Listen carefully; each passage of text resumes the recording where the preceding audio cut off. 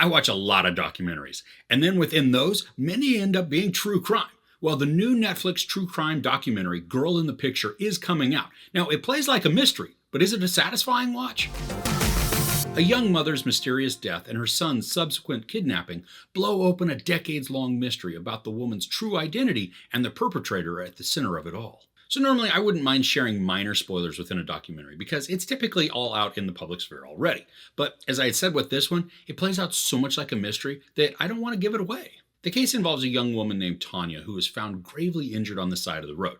Now, it appears like a hit and run, and as police work with her coworkers and friends to notify family, they discover that she isn't who she said she was. And we learn within the first 4 minutes of the documentary that her friends also suspect that her husband is bad news for the couple's young son, Michael, leading one friend to call the Department of Health Services to take the boy away and then keep him safe. So fast forward a bit, and it's suspected that Michael has been kidnapped, which turns this suspicious death of Tanya, who's only 20 years old, into something much larger of a case. When the cops get a lead, it opens up this spiraling web of intrigue where friends, the FBI, police investigators, and then eventually amateur sleuths try to figure out the true identity of the young woman and how she ended up dead, as well as the location of where Michael is. There are some great looking interviews in this. I mean, they're personal and varied in camera position, allowing for some really good visual variety.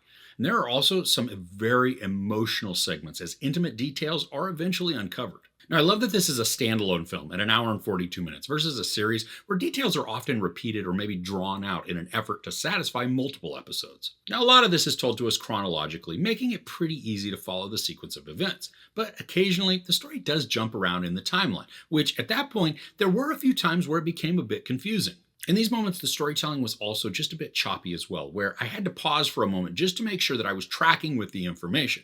Now, I was invested in the accounts, but pieces felt more vague, or maybe they were just presented in a less straightforward way than was necessary. This is a very frustrating story because of how layered it became. I mean, seriously, most fictional mysteries aren't this complex or deep, making this highly intriguing. I mean, it's like opening a Russian Matryoshka doll, or maybe like cutting a head off of a hydra. When one clue was addressed, it opened up a few more that took us further down the rabbit hole of mystery. There's this FBI agent who works the case, and it is heartbreaking to watch him recount his work on the investigation. Now, there are times where he looks absolutely defeated because of how the investigation, it's just basically going nowhere for him. And while he's looking for the identity of the young woman who is known as Tanya, he's also desperately trying to find her son who was kidnapped. He knows that he was up against a ticking clock and that every hour that passes reduces the likelihood that a positive outcome is going to be resolved. I really like all the news clippings and photos that begin to emerge, which makes this a very emotional ride. But there are also many reenactments, and these work to varying degrees. They're typically softer in focus, with the faces of the actors being obscured by light leaks in the film.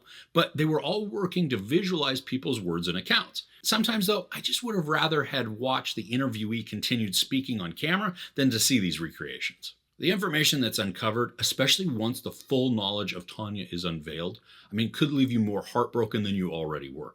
There are levels of familial devastation that are just so hard to comprehend, and it actually echoes through a couple of generations. This case begins in 1990, so it's not too far in the past, but also DNA had already been used in criminal cases. So to not hear about the use of DNA within this is a bit frustrating, especially when it came to trying to discover relational ties between the people involved in the case.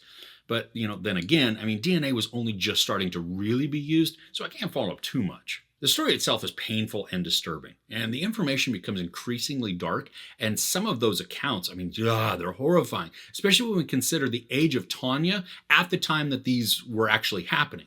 It's pretty emotional to watch an interviewee have to relive the moments as they speak about these events. They're just remembering, and you see the emotional impact it has on them. Now, I don't know if you're catching a theme here, but this is a messed up story that is nothing short of heartbreaking and maddening, but it's also crazy at how captivating it is. And when it comes to the resolution of elements, there were some things that were left vague or even unaddressed, especially when it came to Michael, and I found that to be a bit disappointing. Now, I can understand if there aren't answers to the questions or theories, but it's unsatisfying to leave some of them just ignored within the documentary.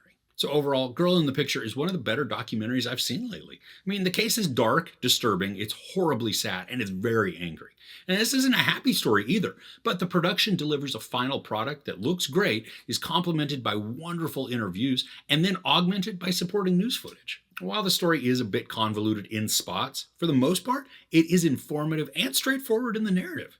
mean, the mystery is engaging and deep, but also would be completely unbelievable if it weren't true, playing out better than many fictional mysteries. If you like documentaries and or true crime, you will want to add Girl in the Picture to your list. There's no sex, some brief nudity, some profanity, and then descriptions of some horrible, horrible violence, including sexual assault. Now, as a reminder, I don't give couch ratings to documentaries, but know that even though there are some shortcomings to this story, overall, this is certainly worth the watch, and I highly recommend checking out Girl in the Picture on Netflix. Is there a true crime case that you'd love to see made into a documentary? And what would that be? Let me know in the comments below. If you enjoyed this review, please give it a like. Also, don't forget to share and subscribe. I'm Chris. This is Movies and Munchies. Thanks for couching with me.